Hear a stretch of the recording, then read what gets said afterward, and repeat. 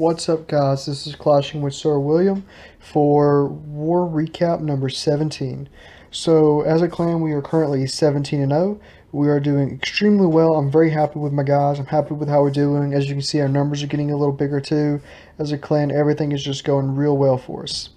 So, this clan war right here, it was a pretty dominant showing on us. And a bit disappointing we didn't get closer to a perfect war. As you can see, it was a fairly low percentage for us. And with them, I mean, they just were not able to really 3-star many of our bases. They were ultimately a 2-star attacking clan, and all they did was go weave out. It doesn't really require a lot of skill. They even had a Town Hall 8 left over, which is really just unexcusable. If you want to ever become a serious war clan, I mean, you got to at least 3-star the Town Hall 8s and below. I mean, it just, you can't win without that. So the only base we had left over was their 6, which was a 99%, and then of course their 2, which I only was able to get 69% on. So the first attack that I'm going to show is actually going to be one that Dylan did, and this right here is actually a fresh attack. So on this attack right here, I mean, it's a pretty standard base style, symmetrical base, so a little more predictable. Still going to be a pretty difficult base to 3-star, especially for fresh. Dylan went into this assuming that the double giant bombs were beside both the north air defenses. We were correct with that assumption. So he's just going to draw the CC out and draw it over to his golem. He was a little bit risky with how he did this right here because them 2 loons could have easily tracked on to his Valk. But luckily his kill squad was able to keep up with them, his Archer Queen specifically, and take them out. So as you can see, the loons focus on that giant, which was a little bit of a godsend, because otherwise he might have been in a little bit of trouble, because that one loon could seriously do some damage. So then afterwards he's going to surgically drop his hogs in from the south to southwest. Alright, his hogs are going to go in and just cover all the point defenses in that area. They're a pretty lethal cleanup troop, and they're going to ultimately perimeter this side of the base for him. So he's going to have some pretty clutch timing on some stuff right over here. That heal spell could have definitely waited a bit longer. His hogs really weren't taking that much damage at the time. Might have been better to save his first heal spell right for here.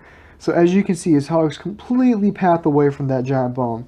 This was a complete design flaw for whoever made this base, because of the fact that that arch tower, if it's still there, is going to be closer to the I can't remember what defense was there, but it's going to be closer to that defense than the air defense. So his hogs are going to path away from it, and that just gives his Valk just enough time, and they're going to trigger that double giant bomb. So they soak all of that up. His hogs take very little damage, and so now he has all of his hogs left. His queen just goes down. His golem's at half health, and he still has, I believe it's 7 or 8 hogs left. So I mean, he ultimately just starts spreading any cleanup troops he has. It wouldn't have hurted just to drop him a bit sooner, just to make sure, because once his hogs are deployed, there's going to be nothing that can do damage in the south. As you can see, it has 3 wizards just perimetering the base right now, and now let's just clean up. This was a solid attack by Dylan, and really probably was the turning point of the war when he got this fresh 3-star. Because, I mean, we didn't have a lot of attacks then, and, I mean, this ultimately set the tone for the rest of the war. Great job, Dylan. So, now the next attack that I'm going to show is going to be an attack I did on their 5. So, I was having to... This base right here had sucked up a few of our attacks, I believe 2 or 3 already.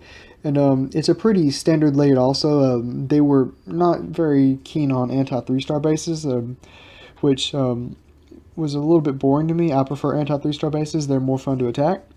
So I just use one hog, draw at the CC, and just draw it to the corner.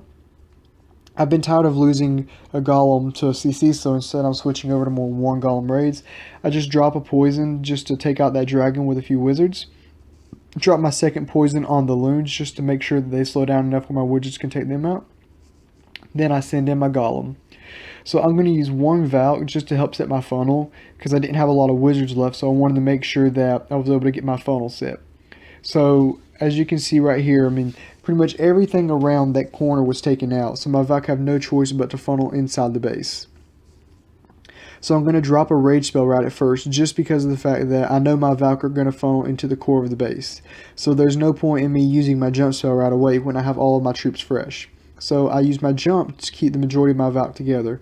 Then I'm going to send my hogs in. I'm just going to do a standard Asian wall from the north. So I use my jump spell, and my Barbarian King just goes into the core. The Archer Queen's already down. As you can see right here, I drop a heal spell. The double giant bomb location is right here around the air defense and the mortar. And this is why you should always drop a heal spell on top of a double giant bomb set up like this, because here's what's going to happen with my hogs. So they're going to trigger one giant bomb, heal up, and then trigger the next one, and then fully heal up again. So while that was happening, my Arch Queen and Barbarian King were able to take out all the point defenses in the south.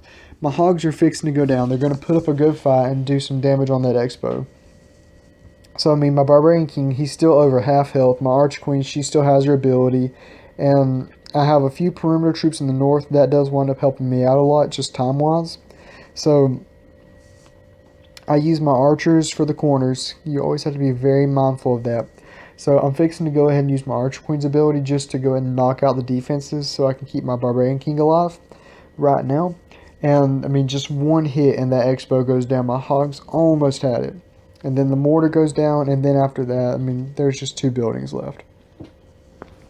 I mean, I was pretty happy with this attack. It was a pretty dominant 3-star.